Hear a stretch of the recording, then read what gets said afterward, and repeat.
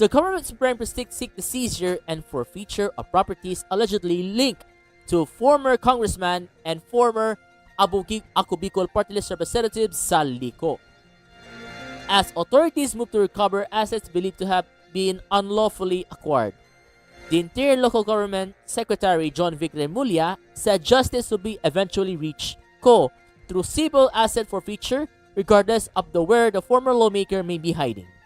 In a statement, Remulla said the government has already established the network of assets connected to Co. He added the Office of the Ombudsman to the Independent Commission for Infrastructure or ICI was able to trace these links as part of this investigation. Civil forfeiture is provided under Republic Act No. 1379 or the Forfeiture Law, which allows the state to seize properties found to have been unlawfully acquired by public officers or employees.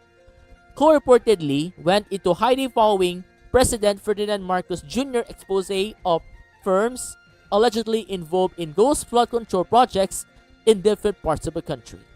Remulla said motions seeking the forfeiture of Co's assets are being currently prepared. Among the properties identified for possible seizure are the two houses in Forbes Park, Makati City. Also being considered for forfeiture are the Midas Hotel and Casino, reportedly owned by through Co's company Eco Leisure, as well as the Misibis Bay Resort.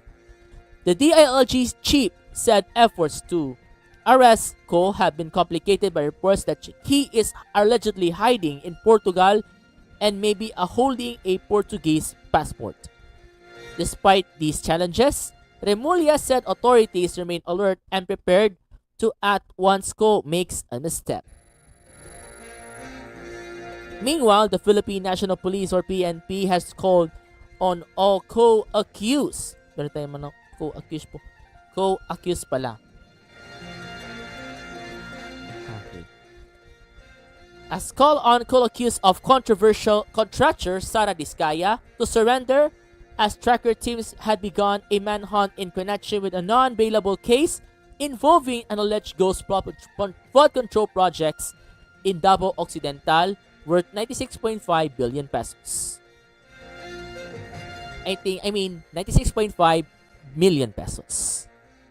In a separate statement, acting PNP Chief Lieutenant General Jose Melencio Nartates Jr. said authorities are determined to account for everyone's involved in the case.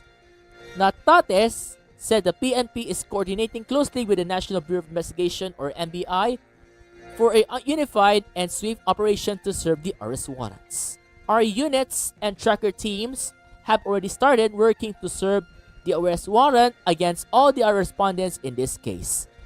With the preparations that we did and the coordination with other law enforcement agencies, we are confident of locating and accounting all of them in the soonest possible time, he said. Diskaya surrendered to the NBI before the warrant was issued, while another accused, Maria Roma Remando, has already been arrested by police. Nartates urged the remaining accused to voluntarily give themselves up. We are giving all the other co-accused of Ms. Sara Diskaya to opportunity to follow what she did by peacefully surrendering, he said. The PNP also warned the public against aiding any of the accused, stressing that doing so could lead to legal consequences. For local news, closure ordinance on Colegio de Iligan upheld based on RTC Branch 3 decision. The Regional Trial Court or RTC Branch 3 has denied the petition for declaratory relief and the application for a temporary restraining order or TRO that sought to stop the implementation of City Ordinance number 227196, which ordered the closure of the Colegio de Iligan or CDI. In its decision, promulgated on December 9, 2025, the court ruled that the ordinance is valid, lawful, and reasonable. The court clarified that the ordinance does not violate any law or the Constitution. It is neither oppressive, selective, nor discriminatory, and was enacted for the welfare of the public, particularly for the protection of CDI students. The presiding judge explained that the city government was compelled to act because the school failed to secure the required institutional recognition or IR and certificate of program compliance or COPC. Without these, students would be unable to obtain special orders and certification, authentication, and verification or CAV, which could severely affect their graduation, eligibility to take licensure examinations, and their future professional opportunities. The court also recognized the mitigating measures taken by the city government to assist affected students, including facilitating the transfer of students to other higher education institutions like SMC, IMCC, and St. Peter's College, provided tuition subsidies, allowing academic units already earned to be credited, subject to standard evaluation procedures, ensuring that the implementation of the ordinance was free from favoritism or political bias, noting that many students were still able to graduate and pass their respective licensure examinations.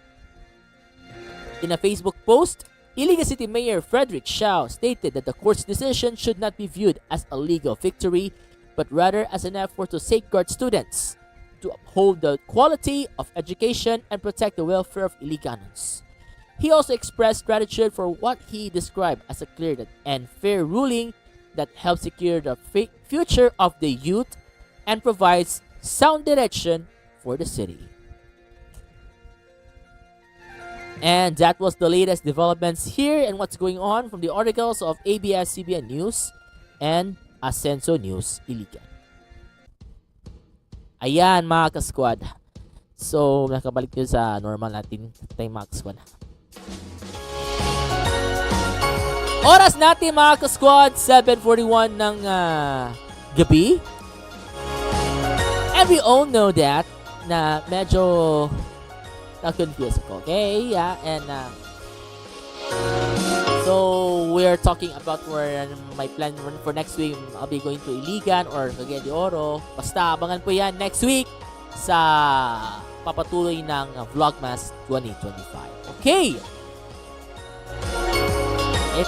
And we will having fun and let's go on. Moving on to our topic of the week. So, ang ating first topic of the week, which is all about the Labubu Maker Pop Mart open first permanent store in the Philippines. Ganito yun ha. So, Labubu Maker Pop Mart opens the first permanent store in the Philippines, according to ABS-CBN News. Here's how mga ka-squad. And ayan, grabe. Basahin ang article ha. Pop Mart, known for selling the widely popular Labubu dolls and other blind blocks collectibles, has finally opened a permanent store in the Philippines. Yeah. The Chinese toy maker formally opened its first branch at SM Mega Mall in Mandaluyong City on last Thursday, December 18. Yesterday, after more than a year of launching pop-ups in the country. Located at the second floor of Building A, the 300 square meter shop is packed with figures, both big and small, as well as plush doll pendants, magnets, bags, passport covers, and other lifestyle items. The blind boxes are usually in the 600 pesos to 900 pesos range, while prices of the larger collectibles can go as high as 12,500 pesos.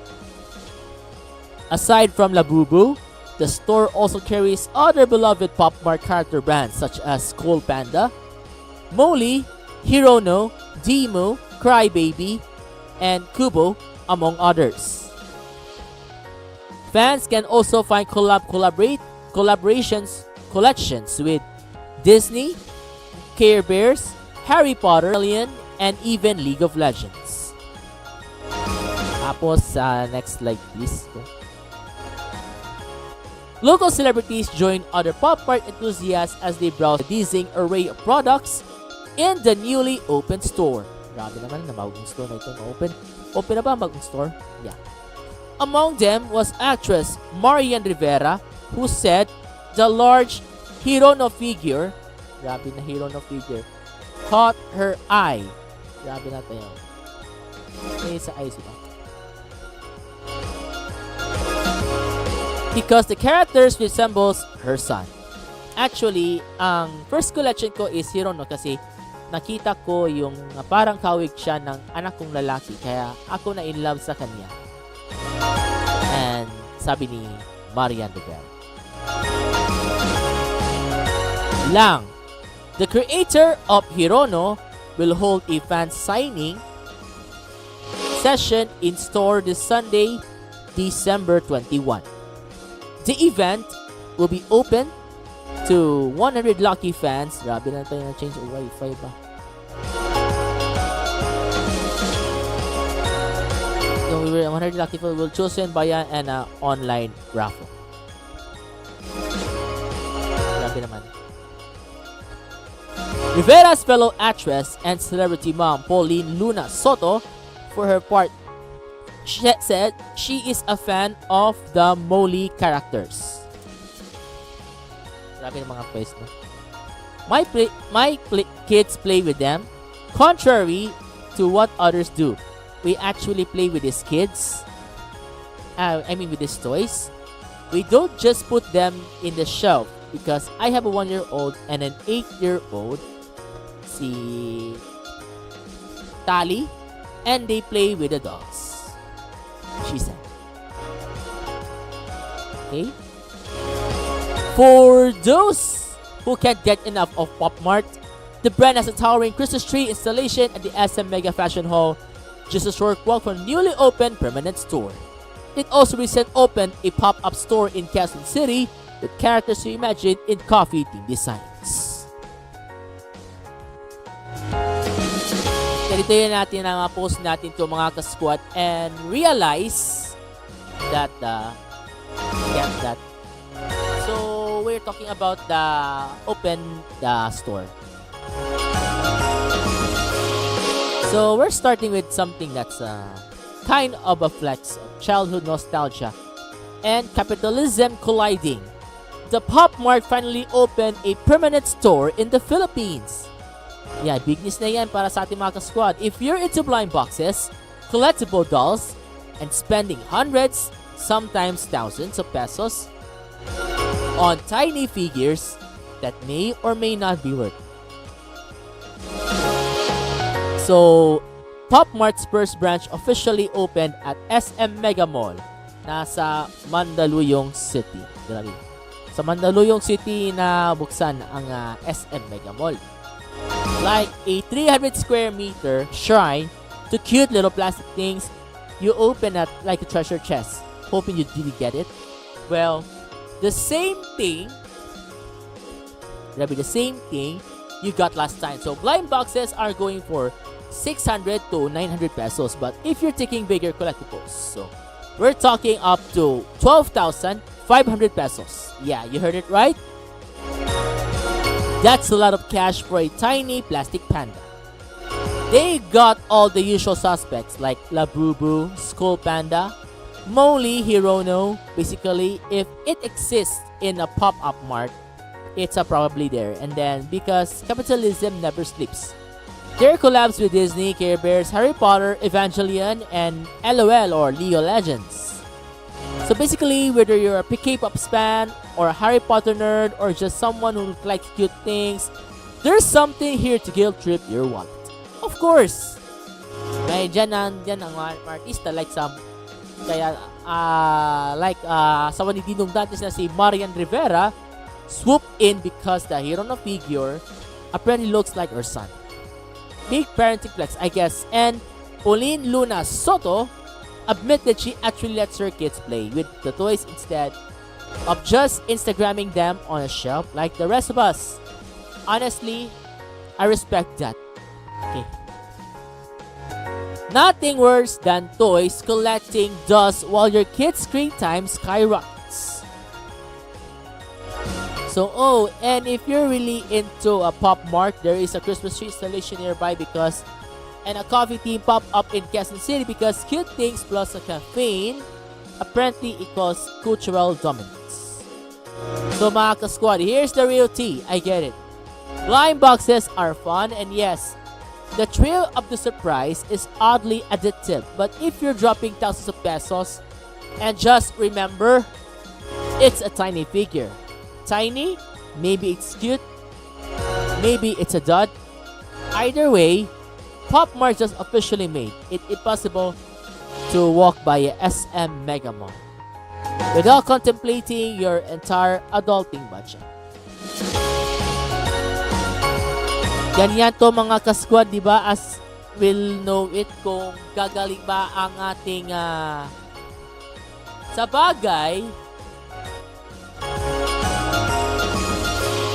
or real thing na kung gaganap natin. As we know it na ang nakakabuksan ng isang pop-up store sa Mandaluyong City. And as we know it na mga ka-squad, I'm curious of what they are doing that na-open na ang isang pop-up store.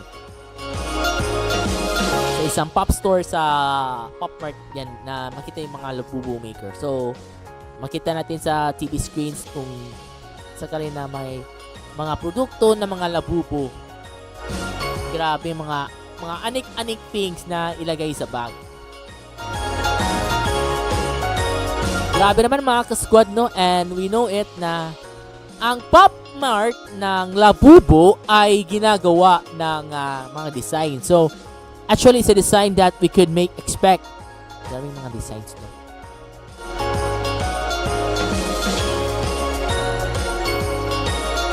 So, in case you miss it, that we could know that you can see the Pop-Up Mart Labubu maker in an open first permanent store in SM Mega Mall.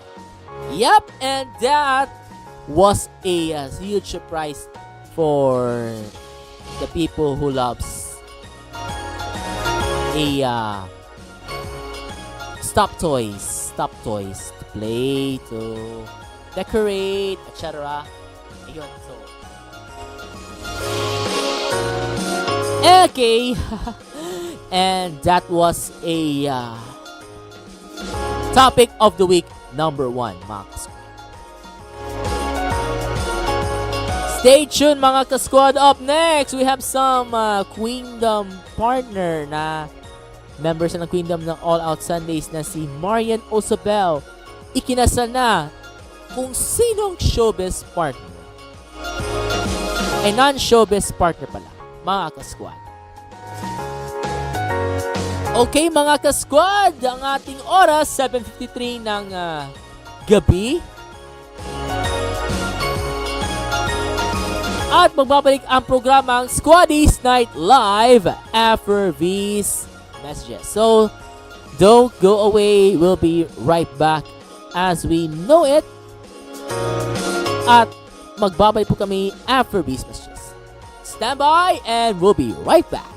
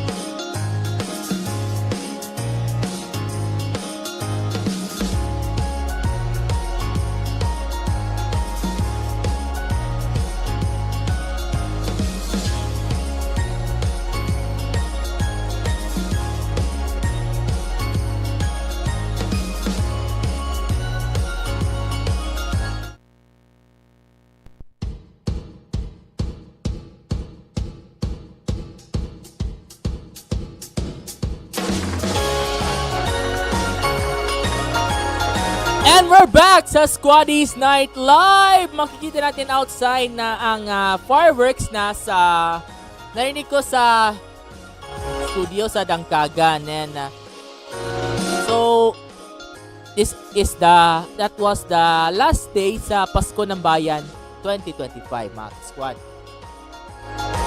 And notice that, mga ka-squad,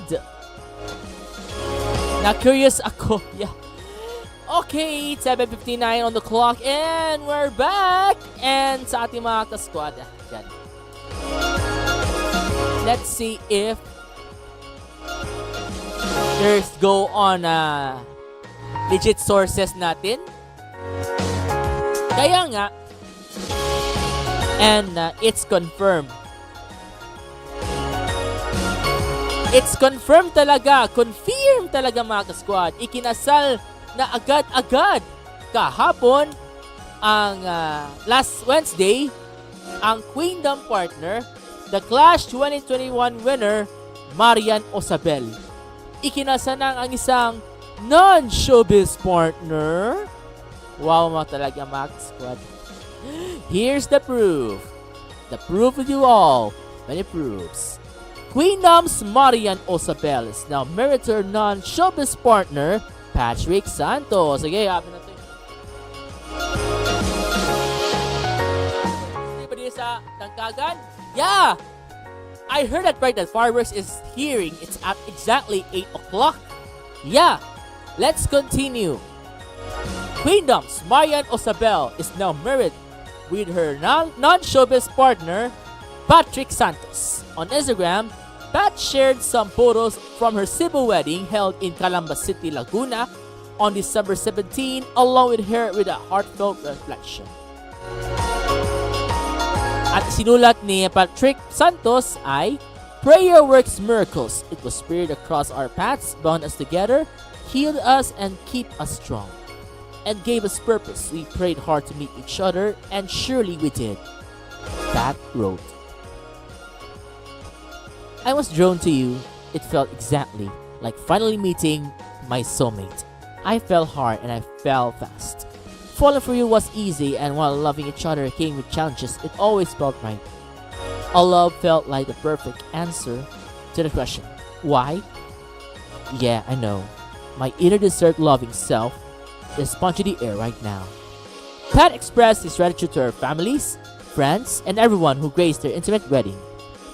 "We are truly blessed that the support of our loved ones made our union possible. Thank you so much. Our union is made strong by faith. At last, we begin this journey of a lifetime together," he said. In a comment section, Marian's Kapuso friends sent their congratulations, including Julian San Jose, Jeremiah Tiangco, and Jessica Villarubin. Also, former and current members of Echo's band greeted their congratulate Marian Osabel, her alumna, which successfully her wedding. Earlier this month, Marian or Mayang announced her engagement to her longtime partner. Marian and Jessica are part of Queendom with Julian, Thea Astley, and Rita Daniela. Mayang won the Clash Season 4 in 2021 and semi-finalist of Tawag ng Tanghalan Year 4 in 2019. Okay, mga ka-squad. Grabe tayo sa ating mga ka-squad and we are talking about seriously. Parang nano lang na nagaganap dito and what's going on na medyo na-curious kami sa ating mga ka-squad and likely na medyo na malapit na daw ang yung engagement agad bago magkasal. Week ago, na-engage sila. Pero na yun, kasal na. Oh my God. How sweet naman. Today's topic of the week, number 2, is one of those stories that make you smile and also make your inner hopeless romantic roll around dramatically on the floor. So, first of all, Queendom's Marian Osabel is officially married. At why? She tied the knot with her non-showbiz partner Patrick Santos in a Cebu wedding. Very intimate, very low-key, very love wins. Coding. Patrick posted photos on Instagram and look, I tried to read it calmly, I really did, but the caption shows as violence. No. He talked about prayer, destiny, crossing paths, healing, purpose. Basically a Hallmark movie, but made in real life. He said they prayed to meet each other and they did. Soulmate energy. Fell hard, fell fast. Love that came with challenges, but always felt right. Yeah, I know, Mac Squad. My inner desert loving sub is absolutely punching their ear right now because why does love like this exist? And why am I just here reading captions at 2 a.m. pretending I'm fine? Yeah. Patrick also thanked their families and friends, saying the union is growing, grounded in faith and support. And honestly, that part hit. No spectacle, no noise, just two people choosing each other and starting a new chapter. So simple, solid, and secure. Of course, yung sinasabi niyo ng mga kanina, yung ginagawa, and we got a little bit. So, I remember that noong 2019 sa Parada de San Miguel, nakilala ko na makita si Marian Isabel, si Mayang. And nakita rin siya sa TV, pero na yun sa real life. And we don't know about the task, pero we didn't happen. Pero sometimes na medyo na curious na simple kaayo. And we're just thinking about the result that we could make it. So, kilala ko yan si Mayang. And if you know her, alumni siya ng MSU IIT Batch 2022. Nakakabatch daw ni John Paulo Lumpas at Cassandra Benafe and Chelsea Agapia. Sabi, kilala mo si Mayang. And if you know her, you know this makes sense. She is always been grounded. And grounded talaga. As we know it, just a little bit notice, sincere, and quietly strong. Medyo na mahimik, pero mapayapa. And we just going, so, this isn't just a celebrity getting married. And this is a woman choosing peace, choosing partnership, choosing her person. Kaya naman, na-expect ko sa code ko din, I expect mga ka-squad na makakamiss. Kaya naman to Kailin, if you're watching this na nakaka-emotional na yung video. Nakaka-emotional, di ba? And ito na yung makita natin. And we remember that the person who gave respect sa ating ka-squad and like the day that we could respect. So, gaya ni Jude Albert na alumni din ni Marian Isabel, isa sa mga member ng Echoes na na-congratulate din kay Maya sa kinasa. Okay mga ka-squad, so from the bottom of my very single but very happy heart, mga ka-squad, congratulations Mayang, and congratulations din to her husband Patrick. May all her endeavors flourish, and may this new chapter with her own family be filled with love, faith, and a kind of joy that doesn't need to be loudly powerful. Sa pagkakaroon, si Marian Faith Isabel noon nagiging Mrs. Marian Faith Isabel Santos. Congratulations, Mayang.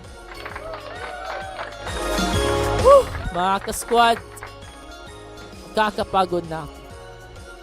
Nakakapagod. I'm done being emotional right now. Grabe naman mga ka-squad dito eh. And that was topic of the week number 2, mga ka-squad. So stay tuned mga ka-squad. The next segment is all about the SEA Games and its medal tally for today mga ka-squad. And we are noticed that ang oras natin 8:09 ng gabi, and this time check is brought to you by Cambi. Ano ba to? Calbi. Ito. Chambi Tea. Chambi Milk Tea. We're located in Cagayan de Oro City. So, barangay Kauswagan, Cagayan de Oro City. And makita natin yung Chambi. So, makita natin sa mga ad na ito. Yan. We all know and better than tomorrow. Kung sakasakali, may nice din ako para sa ating mga ka-squad surprise. Okay. Oras natin. Grabe na tayo mga ka-squad. And we all know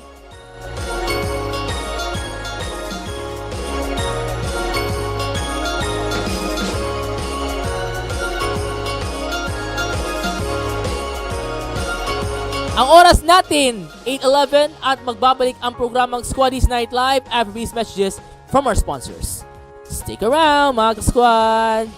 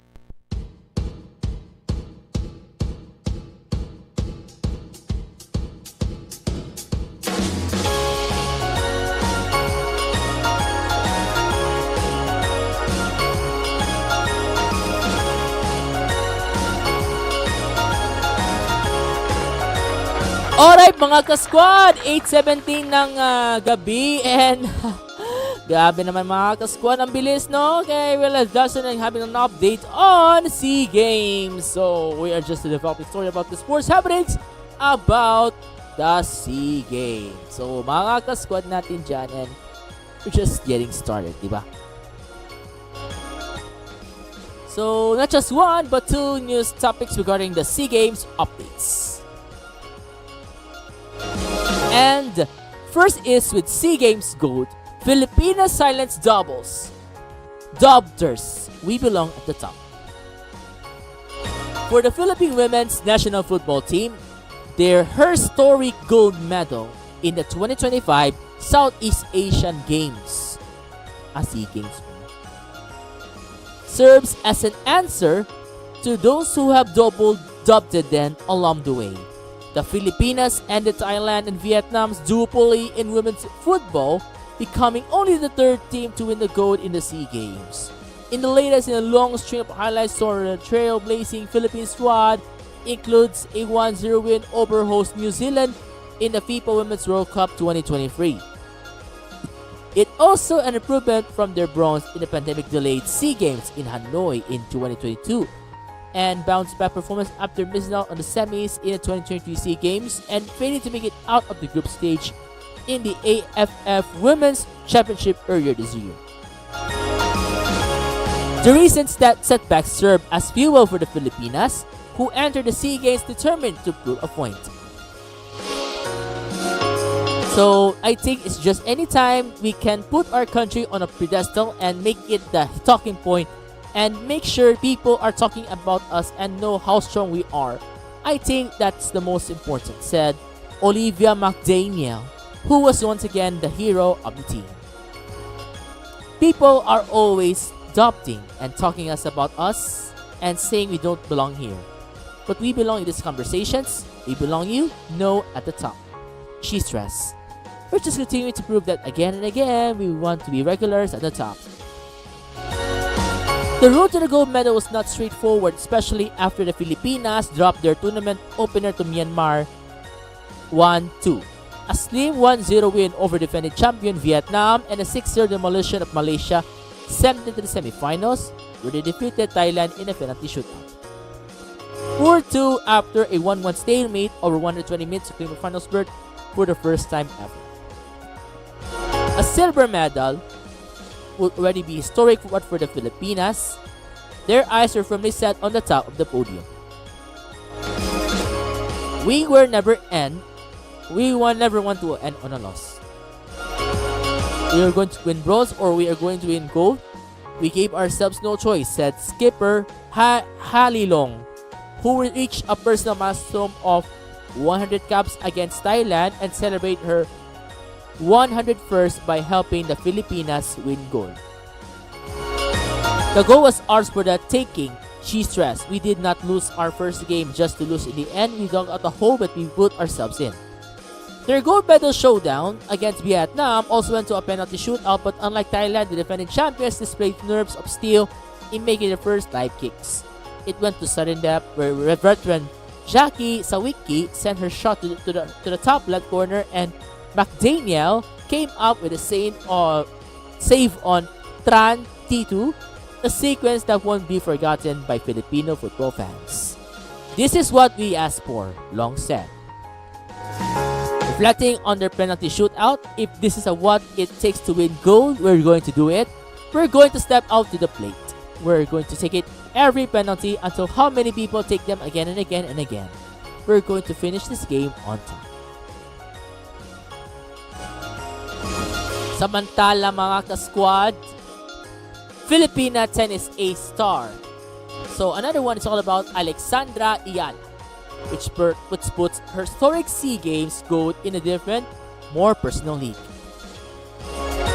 Filipina tennis ace Alexandra Iala has brought pride to the Philippines in more ways than one, making history her story nearly every time she steps on the court.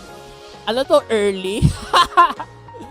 Iala or Alex Iala's latest achievement shined the brightest and hit closer to home as she ended the country's gold medal drought in women's singles tennis at the Southeast Asian Games. The 20-year-old delivered the country's first gold since 1999 on Thursday after a masterclass against Thailand's Mananachaya Sawangkil 6-1, 6-2. Hindi to 6-7 ha. Iyala turned emotional as she heard the Philippine national anthem being played in front of her family, friends, teammates, and an electric Filipino crowd. Ang sabi ni Alexia, ni Alex Iyala sa Philippine Olympic Committee media, I think yung pinaka nakakaiyak sa akin is when they play Lupang Hinirang or any like the national anthem. Matagal ko nang pinapangarap na yun na ako makakadala ng ganung pride sa Pilipinas. So I'm thankful and I'm so humbled to representing the Philippines, she told the Philippine Olympic Committee media. Despite having numerous achievements on the professional level, Iyala said getting the SEA Games gold hits different. I think this is a whole nother category, you know. Playing with a country written on your back is, you know, and playing in team events brings different sort of pressure. So I'm happy with now and handle it, the Filipina tennis A-star. Ibang feeling talaga yung kapaligid mo yung mga kababayan, she added. The 20-year-old even shared her golden achievement with her parents, Mike Iyala and Riza Iyala, the latter being a 1985 SEA Games bronze medalist in Thailand. It's so special. I think, I've said many times before, yung mga Pinoy, we're so family-oriented. I think that's the part of our culture. And you know, SEA Games, grabe, SEA Games is something, I think it's very different to the tour because it's very personal to us, personal to the Southeast Asian countries, and it's special in that way, she said. It's unique and it doesn't happen every time, so kaya siyang ganun ka-importante at kahalaga sa aming pamilya. Iyala. Before the SEA Games, Iyala has been having a breakout year in the 2025 WTA or Women's World Tennis Association season. Her first WTA final, reaching the Miami Open semis and winning her first WTA 125 title.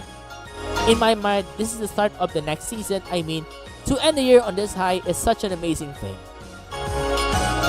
I wouldn't think it would happen at the end of the year, she said. For now, the 20-year-old will take some time to enjoy her achievement before getting back to training and preparing for the Australian Open in January 2026 or January next year. As of, okay mga ka-squad, so yun ang natandaan siya.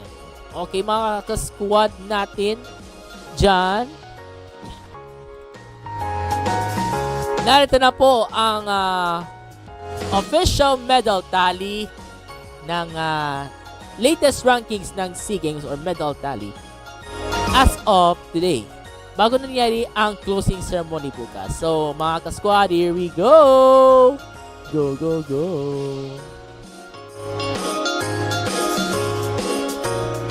Nauna ang Thailand with 209 gold, 139 silver, and 97 bronze. Kasunod ng Indonesia with 86 gold, 101 silver, and 113 golds. Bronze medal pala. Vietnam with 77 gold, 76 silver, and 102 bronze. Malaysia with 53 gold, 53 silver, and 112 bronze. Singapore with 50 gold, 54 silver, and 79 bronze. Ika-6th place ang Pilipinas with 43 gold, 63 silver, and 139 bronze. Myanmar with 3 gold, 21 silver, and 44 bronze. Lao PDR with 2 gold, 9 silver, and 22 bronze. Brunei Darussalam with a gold, 3 silvers, and 4 bronze. And Timor-Leste with no gold, no silver, but 3 gold, 3 bronze medals. Grabe naman.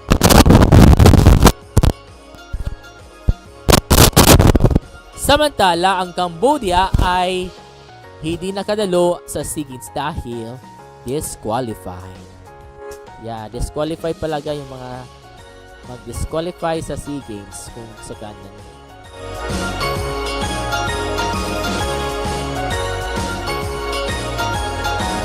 So at iyan po ang ating SEA Games updates ngayon pong araw ng Biyernes. So first and last SEA Games na. So abangan bukas ang SEA Games updates separately bukas sa SQUADDIE'S Night Live.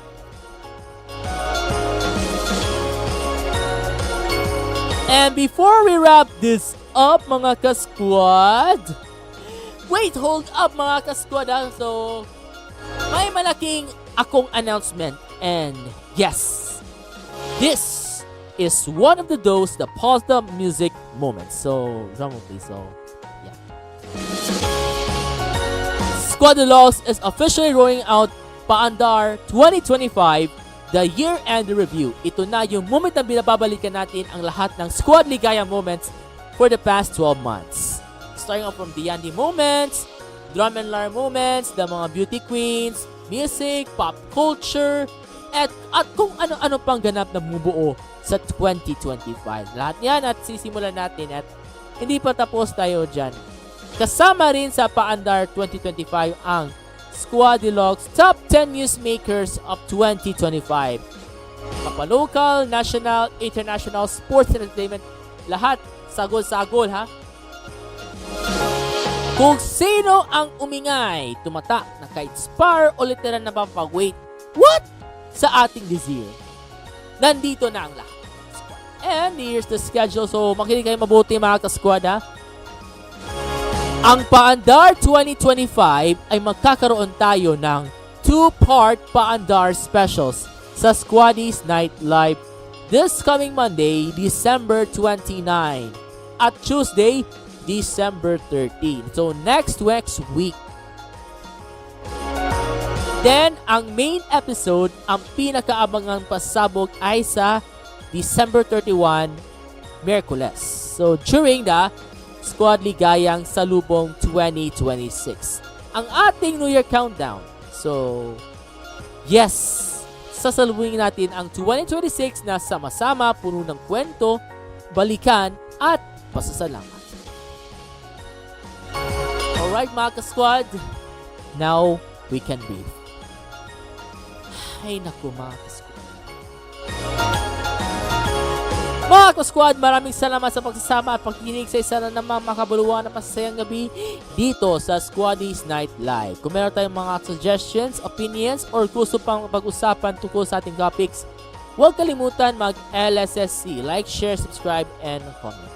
For more SquadiLogues, vlogs, and other content, suban kami sa Facebook, X, Instagram, Threads, TikTok, at YouTube channel at SquadiLogues. That's SQUADILOGUES.